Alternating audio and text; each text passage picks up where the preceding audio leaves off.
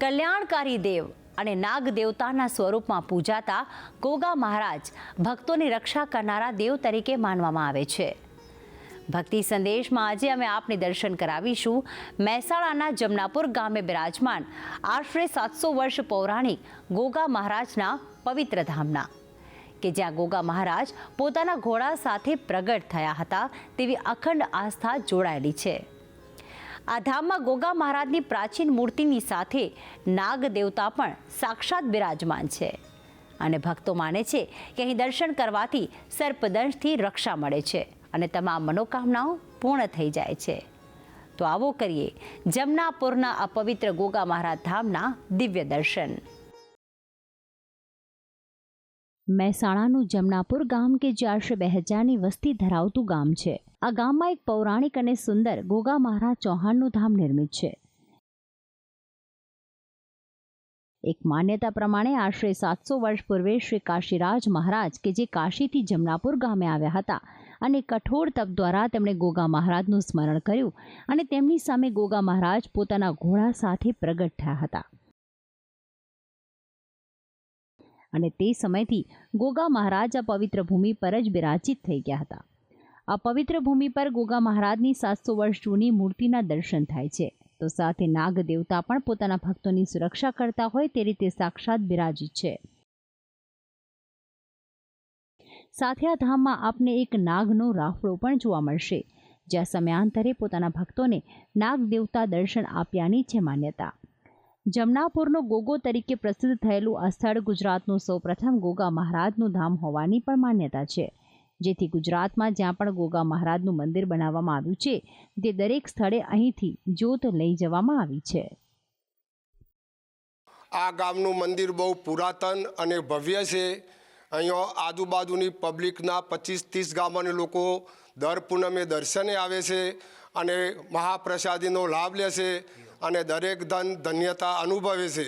આ પૂજારી તરીકે હું સેવા પૂજા કરું છું। સવારની આરતી બાપાની 5 ને 20નો ટાઈમ રાખેલ છે, પછી 12:15 બાપાની થાળ પૂજા થાય છે અને સાંજના 4 વાગે પખાલ પૂજા થાય છે અને સાંજે સંધ્યા ટાણે બાપાની મંગળા આરતી થાય છે અને પછી બાપાને પોઢણ આરતી 9:15નો ટાઈમ રાખેલ છે।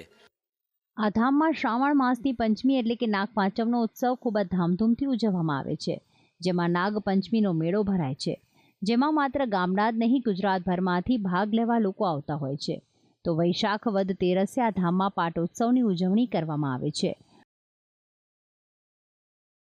ઉપરાંત દર પૂનમે આ પવિત્ર ભૂમિ પર સદાવ્રત ચાલે છે, જેમાં 2000થી વધુ લોકો માટે ભોજનની વ્યવસ્થા કરવામાં આવે છે। તો સાથે દિવાળીમાં 2 દિવસ ગરબાનું આયોજન કરવામાં આવે છે, જેમાં ગામવાસીઓ ઉત્સાહથી ભાગ લેતા હોય છે। આ મંદિરમાં કરવામાં આવેલ રંગરોગાન આ મંદિરની સુંદરતામાં ઓર વધારો કરે છે। છેલ્લા 700 વર્ષથી આ પુરાણું મંદિર છે। જેમ જેમ દિવસે દિવસે એની પ્રગતિ થાય છે, પ્રચારચારી ગોગા મહારાજ છે, એમના સાથે કાશીનાથ મહારાજ છે, એમના પણ પુરાણો ઇતિહાસ ચાલે છે। આ ભૂમિ એટલી પવિત્ર છે, અહીંથી ગુજરાતના ગમે તે ઠેકાણે ગોગા મહારાજનું મંદિર જો બંધાવ્યું છે તેઓ અહીંથી જ્યોત લઈને અહીંથી એનો ઇતિહાસ તેઓ બનેલો છે। મેઇન સ્થળ અમારું અહીંયા 700 વર્ષ જૂનું પુરાણું એ જ મેઇન સ્થળ છે અને જો વસ્યા છે ગોગા મહારાજ તે જમનાપુરના ગોગા મહારાજ તરીકે પૂજાય છે।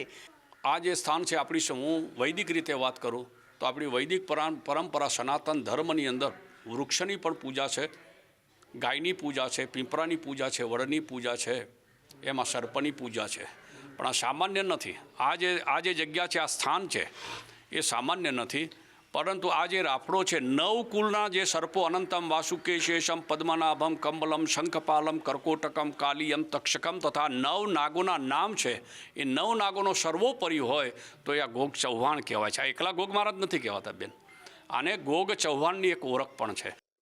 આ ધામમાં નીલકંઠ મહાદેવ અને માતા પાર્વતીના પણ દર્શન થાય છે। તો સાથે જેના તપથી આ પવિત્ર ભૂમિ સ્થાપિત થઈ છે તેવા શ્રી કાશીનાથ મહારાજની પણ પ્રતિમા સ્થાપિત છે।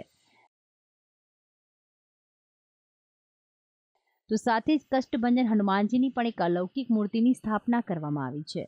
આ ધામમાં કુલ 5 વખત આરતી થાય છે અને ગોગા મહારાજને ભક્તો દ્વારા શ્રીફળ, કુલેર અને કસુંબો જેમાં દૂધ અને સાકર મિશ્રિત કરીને અર્પણ કરવામાં આવે છે। તો આ ધામમાં દર્શન કરવાથી સર્પદંશ મુક્ત થવાય છે. આ ધામમાં વિદેશ જવાની ઈચ્છા પૂર્ણ થતી હોવાની પણ એક માન્યતા છે, જેમાં જો ભક્ત વિદેશ જવાની ઈચ્છા તેને પૂર્ણ થાય તો 51 કિલો સુખડીનો પ્રસાદ ધરાવવામાં આવે છે. આ ધામ એટલું પવિત્ર છે કે ધામમાં ગોગા મહારાજના ગામ તરીકે જ ઓળખાય છે. ભક્તિ સંદેશ, સંદેશ ન્યૂઝ, મહેસાણા.